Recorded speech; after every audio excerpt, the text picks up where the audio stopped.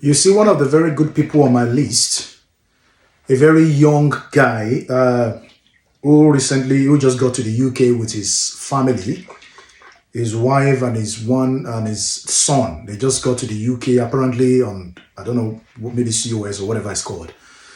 Right. He's trying to find out if he's going to be responsible for the council tax in the apartment he's living. If he is the one to be responsible for the payment of council tax, or the landlord of that apartment will be the one paying the council tax.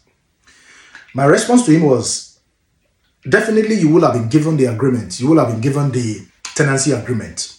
Because one thing you need to have at the back of your mind is that if you are renting from an agent, even if you are renting from a private landlord, you understand, there is something you call tenancy agreement. That tenancy agreement will tell you what you need to do, what you don't have to do, what you need to pay, what you don't have to pay.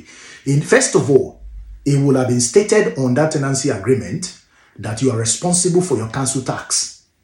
There is no landlord in this London or anywhere in the UK, I don't know about other countries, that will pay your council tax for you. Even if it's going to pay that council tax for you, it's going to include the money on the rent.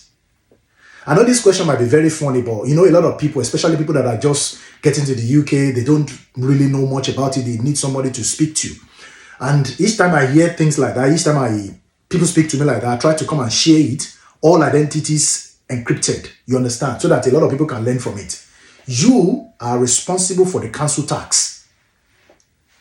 You are responsible for the council tax, except there's an agreement between you and the agent, letting agent, or the landlord that, okay, I will be paying the council tax for you, but I'm going to increase your rent from maybe 1,600 to 1,800 or 1,750, depending on how much the council tax is. You understand? So the council tax is a very, very important thing that you cannot but pay in the UK. You may not pay your rent, you may not pay your rent to your landlord or to your agent. It doesn't concern council.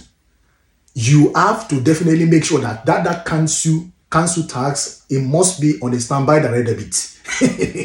Because you could even get into a bigger problem not paying council tax than not paying your rent.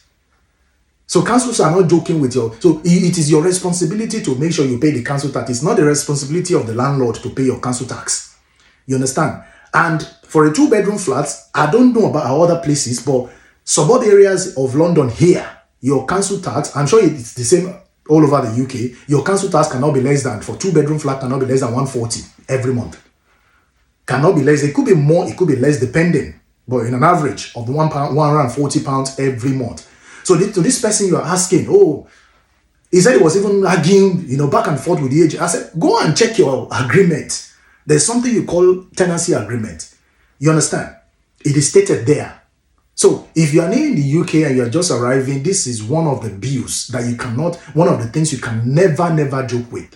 So as you are paying your rent, the next thing to follow is your council tax, which is very, very important. You understand? This couple are living in a 2-bedroom flat where they pay 1,600. You understand? Husband is earning 2,000. The wife is earning about 1,500 or thereabouts. You understand? I don't want to go into to break down how much they said how they are spending their money and how